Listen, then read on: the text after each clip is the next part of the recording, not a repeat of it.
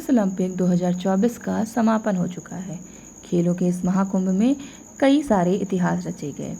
ऐसे ही इतिहास के पन्नों में नाम दर्ज कराया अरशद नदीम ने।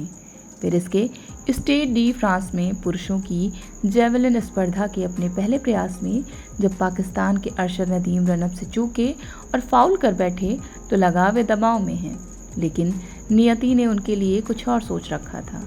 उनके दूसरे प्रयास में उनके हाथ से निकले भाले ने एक ऐसी अविस्मरणीय उड़ान भरी जो दुनिया के खेल इतिहास में हमेशा के लिए दर्ज कर दी गई है। एक अकेली ऐसी उड़ान जिसने एथलेटिक्स की दुनिया में नदीम को लेजेंड बना दिया।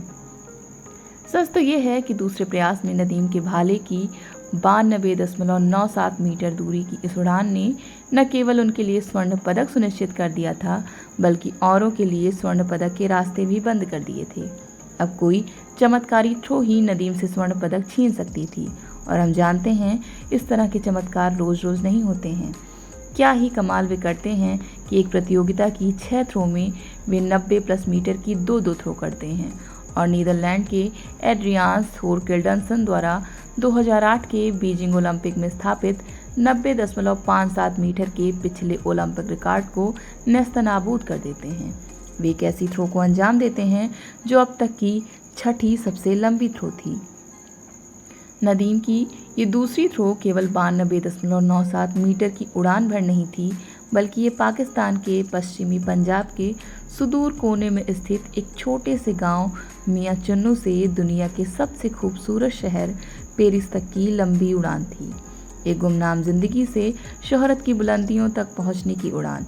यदि इस 92.97 मीटर की उड़ान के 2 बिंदुओं को देखेंगे तो इसके एक छोर पर मियां चुन्नू और दूसरे छोर पर पेरिस दिखाई देगा।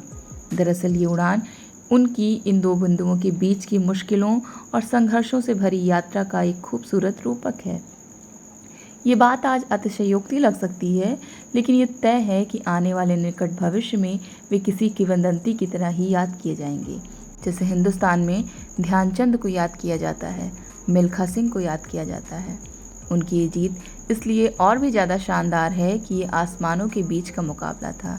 एक तरफ नीरज, बेबर, वादलेज जैसे सुविधा संपन्न प्रतिभागी थे, तो दूसरी ओर येगो और अरशद नदीम जैसे प्रतिभागी जिन्हें अभ्यास के एक भाले को बदलने के लिए भी जनता की दरकार होती है। ये 2 विपरीत ध्रुवों के बीच मुकाबला था। एक तरफ वे प्रतिभागी थे जिन्हें इस समय विश्व के सर्वश्रेष्ठ कोच और इस समय विश्व में उपलब्ध सर्वश्रेष्ठ तकनीकी और सुविधाओं के साथ ट्रेनिंग उपलब्ध थी, और दूसरी तरफ अरशद नदीम जैसे खिलाड़ी जिनकी ट्रेनिंग सामान्यतः बहुत ही साधारण और औसत दर्जे की सुविधाओं और उपकरणों से होती है। हालांकि उन्होंने कुछ समय दक्षिण अफ्रीका के कोच टेर्सियस लिबेनबर्ग से भी ट्रेनिंग ली है। पहले दर्जे के खिलाड़ी सुविधाओं से अपनी प्रतिभा को निखारते हैं, और दूसरे दर्जे के खिलाड़ी अपनी प्रतिभा से सुविधाओं की भरपाई करते हैं। अरशद भी एक ऐसे ही खिलाड़ी हैं जो बचपन से ही बेहद प्रतिभाशाली लेकिन अभावों की दुनिया में बड़े होते हैं, जिनके लिए नॉनवेज खाना एक लग्जरी होता है, जिसे अपने सबसे प्रिय खेल क्रिकेट को इसलिए छोड़ना पड़ता है कि उस खेल के खर्चों को उनका परिवार वहन नहीं कर सकता था।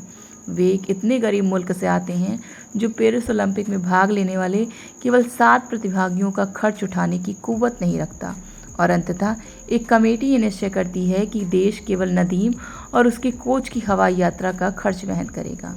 एक ऐसा खिलाड़ी जिसके अंतर्राष्ट्रीय प्रतियोगिताओं में भाग लेने का इंतजाम उसके गांव वाले मिलकर करते हैं। लेकिन प्रतिभाएं सुविधाओं की मोहताज कहाँ होती हैं? वो तो अपना रास्ता खुद बनाती हैं। ऐसे लोग लीक पर नहीं चलते, वे खुद लीक बनाते हैं। बहते निर्मल पानी को भला कौन रोक सकता है? लाख चट्टानों के होने के बावजूद वो अपना रास्ता बना ही लेता है। अरशद नदीम भी ऐसे ही हैं। अभावों की कोई भी बाधा उनका रास्ता कहाँ रोक सकती थी। उन्होंने भी अपना रास्ता खुद बनाया। मियां चुन्नू से पेरिस तक, गुमनामी से शोहरत तक, आम से विशिष्ट तक, और खिलाड़ी से लेजेंड बनने तक। सच कहें तो अरशद नदीम एक लेजेंड ही हैं। नदीम को सोने का तमगा मुबारक, जीत मुबारक, जश्न मुबारक।